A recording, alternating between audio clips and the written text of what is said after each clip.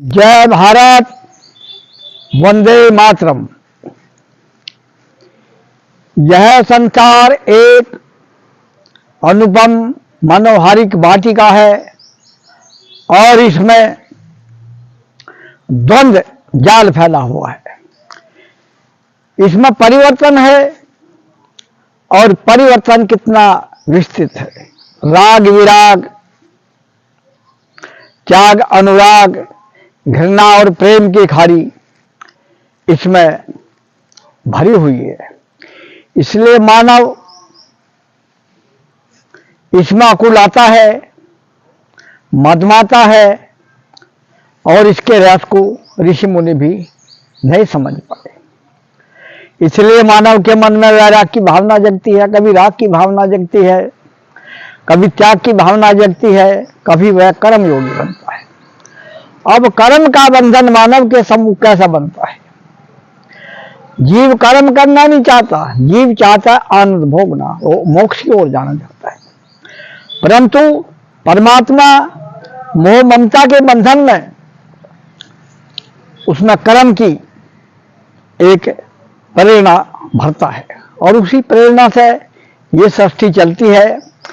और जो लोग राजा महाराजा इस संसार से व्याकुल हो जाते हैं, इसके मोह ममता से, इसके अहंकार से, इसके मद से, और वे भी वैराग को धारण कर लेते हैं।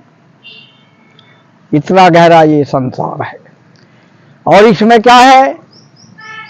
स्वर्ग मोक्ष ज्ञान विज्ञान की सारी गाथाएं इसी जीवन में है। परंतु अंतिम क्षण क्या है? मृत्यु है। और मृत्यु से मानव को एक प्रेरणा मिलती है कि मानव को यहाँ आकर के कुछ भी नहीं मिलता और मानव एक दिन यहाँ से खाली हाथ चल देता है और उसके हाथ एक फूटी कोड़ी भी हाथ नहीं लगती। फिर इसको एक वैराग हो जाता है और उस अनुपम वैराग में वह डूब जाता है और किसी अज्ञात शक्ति की वो खोज करता है।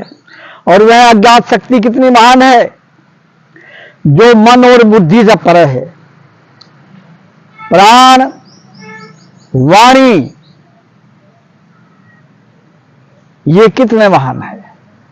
कोई भी व्यक्ति किसी को प्राण नहीं दे सकता और वाणी में शक्ति भी प्राण के द्वारा आती है। और इनका जो संचालन करता भोजन है और भोजन मिलता है वसुधा माँ से।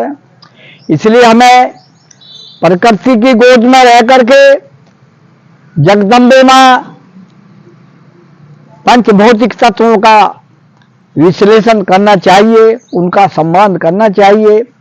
और इस प्रकृति माँ को सूक्ष्म रूप से जगदम्बे माँ कहा गया है। यही जगत जननी है, इसी ने संसार का पालन पोषण किया है और ये ब्रह्मांड के कण कण में व्यापक है। जिस प्रकार से परमात्मा कण कण में व्यापक है, अविनाशी है, अव्यक्त है, निर्विकार है, सर्जनहार है, पालनहार है, तो हमें उस सर्जनहार को जानना है। और ये जो हमारी प्रेरणा है, ये हमें कहां से मिलती है? हमारे हृदय से मिलती है। जब हम संसार के सुखों से उबते हैं और उन सुखों में हमें दुख मिलता है तो हमें एक वैराग होता है।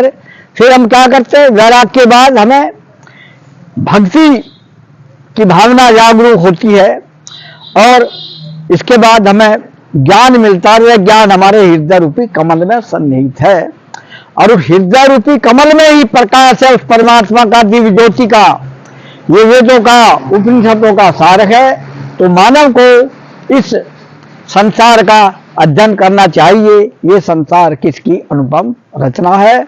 जय भारत, हरि ओम तत्सत।